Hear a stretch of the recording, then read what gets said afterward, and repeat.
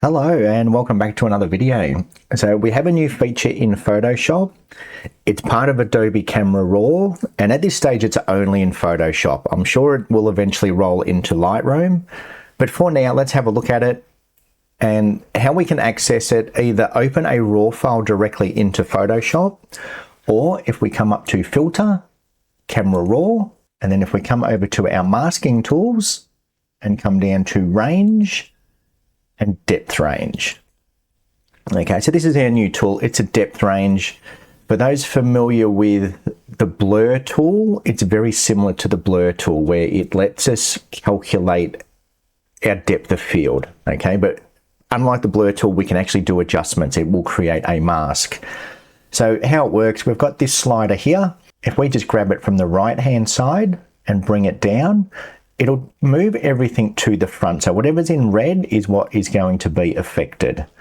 So by moving that down, now we're only affecting our foreground or whatever's closest to the camera. If we grab the slider on the left-hand side and bring that up, now it's moving everything to our background or what's further away from the camera.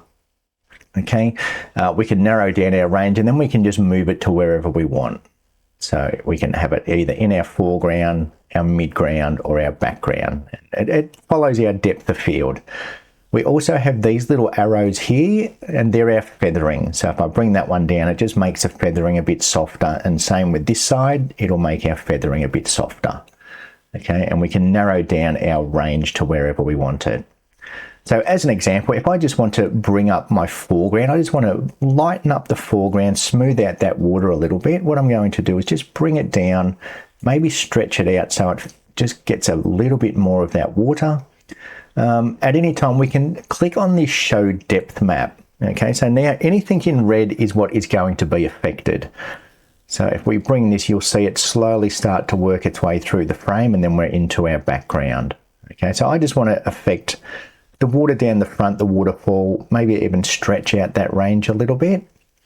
So somewhere around about there, we'll feather it a little bit more to make a nice soft transition. And then if I hide that, now I can start to do adjustments, and it's only going to affect whatever's closest to the camera. Okay, so the water's a little bit dirty. We might want to just cool it down a little bit. We can reduce our clarity to make the water a bit softer, add a bit of dehaze. There's all sorts of things we can do. So it's created a new mask, and it's just masking whatever is closest to the camera.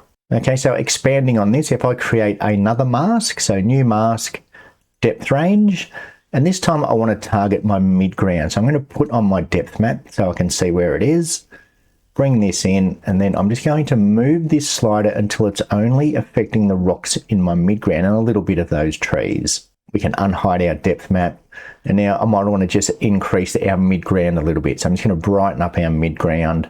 So it targets specific parts of your image. Now that's all well and good. Works quite well as long as you use it subtly.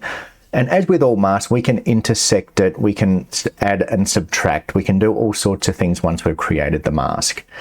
Now, where I've found it to be quite useful, I'm just going to cancel that one. This is where I found it to be quite useful. So we've got this image here. Now, I would love this to be a nice misty, foggy scene. So if we come up to our filter, Camera RAW filter, okay, and again, we're going to come to our masking, range, depth range. And what I'm going to do is change my range to my background. Okay, so you'll see it does a pretty good job of selecting what should be the background. Okay, so it hasn't included this fern at the front. It's found a little bit at the back. I'm just going to smooth out my feathering a little bit. And then what I'm going to do is increase my exposure. And if I come down to my dehaze and clarity, if I bring down my clarity a little bit, bring down my dehaze a little bit, we can actually add some fog in there. Okay, so this is where I found it to be fairly useful. Now it's not perfect, but it does a reasonable job. Okay, so I'll overcook it just so you can kind of see. So now that we've got this mask here, I'll click back on that mask, come back up to the top, and at any time I can move that range to wherever I want it even foggier. I can start to add in some more fog. Okay, I can start to just move our feathering so it comes a bit more into our scene. Okay, and as you see, it starts to come away from the fern. So it has lots of uses. It's a new tool. It's fairly cool. There's a few things that we can do with it. It's not perfect. Now let me explain why it's not perfect. So that's the good side of the filter. Now that part I do like. It does quite a good job. Now if we have a look at this image, for example, okay, so this is a good example of depth. So we've got a pier running from our foreground to our background. And what I'm going to do, let's just crop it in a little bit because I do like this image cropped in a bit. Okay, let's go into around about there. Come up to our filter, our Camera RAW filter. We're going to create a depth map, range, depth range. Now let's see how it handles the pier. If I start to bring this in, okay, you can see that it's sort of affecting our midground, but it's also selecting our sky. So even though I'm only selecting my midground, it's not great. Okay, so you can see the transition between our midground. It's missing bits back here. If I zoom in on there, okay, it's a bit hit and miss. Okay, so it's not perfect. Even if we try and feather it a little bit, it's sort of, there's all these areas in between our structure that it's just missing. Okay, and if we sort of try and move it around and try and get it where we want, it's not ideal.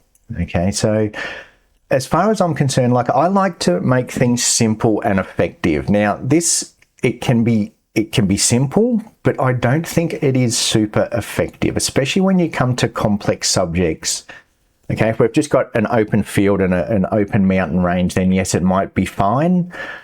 With subjects like this, you know, it's missing a lot of areas. It's not quite there yet. I think it's a good tool, but it definitely has some issues. So just be wary that, you know, as good as the tool is, it's not perfect. Okay, it's not doing a great job finding all of the depth. I'm presuming it's using some sort of AI algorithm, so it's calculating what it thinks is part of its depth map. So yeah, just be careful with it. It definitely has some downsides, but for things like adding some fog into a background, does a really good job. It is a handy tool, so have a bit of a play around with it. Is it going to be part of my regular workflow? I don't think so. I haven't found a use for it yet.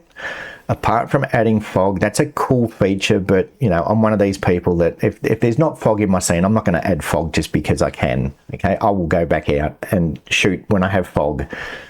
But you know, if you want to have some fun with it, have a bit of a play around, it can be quite useful. It's, you know, all our new tools are always useful. It's always good to get something new. So hopefully it'll pop into Lightroom eventually. That's it for this video. Nice short one. If you did like it, please give it a thumbs up. Hopefully next time you see me, I will be live.